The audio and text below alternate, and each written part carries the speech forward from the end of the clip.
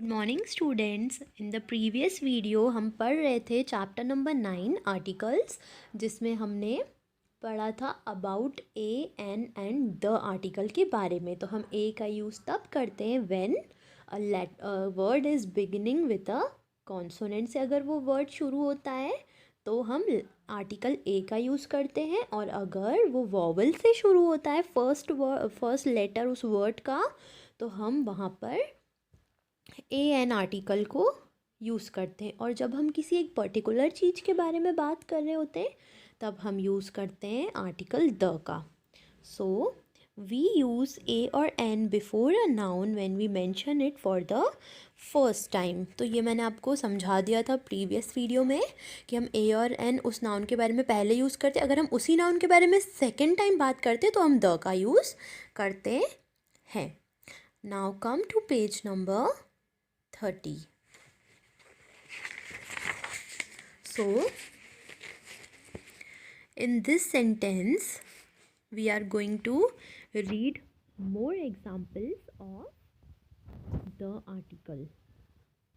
We use the before a noun when we are talking about something or someone definite and people know which thing or person we mean. तो हम the article का use तब करते हैं एक noun से पहले जब हम बात करते हैं किसी चीज़ की और किसी पर्टिकुलर चीज़ की, और पीपल नो विच थिंग, और सामने वाले को पता है कि हम कौन सी थिंग या कौन से पर्सन के बारे में बात कर रहे हैं। We use the before sun, moon, earth, sky, world etcetera. तो हम द का यूज़ इन वर्ड्स के साथ भी करते हैं। The sun, the moon, the earth, the sky, the world, etc. Read the following sentences.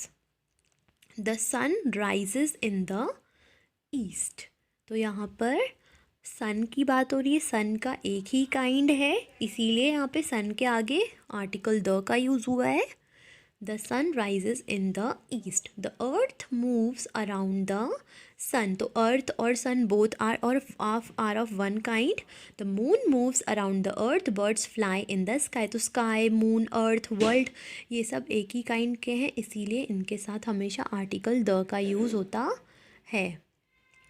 We use the before the names of rivers and famous landmarks. तो हम द आर्टिकल का use तब भी करते हैं जब हम बात करते किसी फेमस लैंडमार्क या किसी बहुत ही फेमस जगह के बारे में, और या फिर हम किसी रिवर, माउंटेन रेंजेस के बारे में बात करते हैं, तब हम यूज़ करते हैं आर्टिकल द का।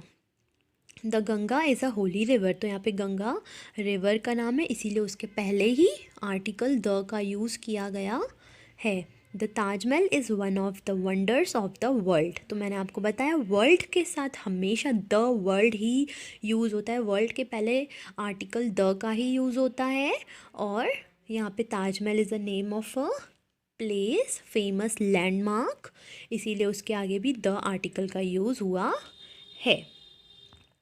So here we have completed explanation of chapter in which we have studied about 3 articles A, N और the के बारे में हमने पढ़ लिया है। Now we are going to start exercise given on page number 30. Exercise number A हम करेंगे टिक द करेक्ट आंसर। सो हमें यहाँ पे सही ऑप्शन पे टिक करना है। So first one is The article an is used before words which starts with a। तो ये मैंने आपको अभी बताया था, आर्टिकल an का यूज़ हम तब करते हैं जब किसी वर्ड का जो फर्स्ट लेटर है वो स्टार्ट होता है किससे, वो लेटर स्टार्ट होता है वॉवल साउंड से। अगर वो वॉवल साउंड से स्टार्ट होता है तो उसके पहले हम यूज़ करते हैं एन का। तो सबसे फर्स्ट ऑप्शन पे हम टिक कर देंगे because it is the correct option.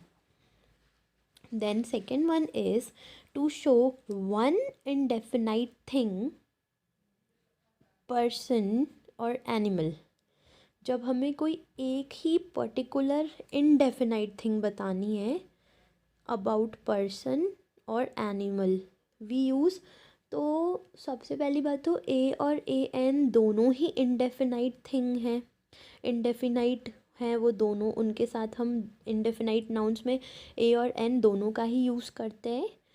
तो यहाँ पे option number C is the correct option. A और ए एन बोथ हम यूज़ करते हैं with a singular thing, person और animal. Then third one is, which of the following is correct? And banana. And banana correct नहीं है because यहाँ पे B जो है वो कॉन्सोनेंट साउंड दे रहा है और इसके साथ एन का यूज़ है। तो जहाँ पे हमें कॉन्सोनेंट साउंड दिखता है वहाँ पे हम आर्टिकल ए का यूज़ करते हैं। Then a orange is also wrong and then here it is written an egg. तो ई हमें क्या दे रहा है? It is giving a vowel sound. E vowel है और उसके साथ एन आर्टिकल का यूज़ हुआ है। तो वॉवल के साथ हम हमेशा एन आर्टिकल ही यूज़ करते हैं, सो इट इज़ करेक्ट। तो हम टिक कर देंगे ऑप्शन नंबर बी पे।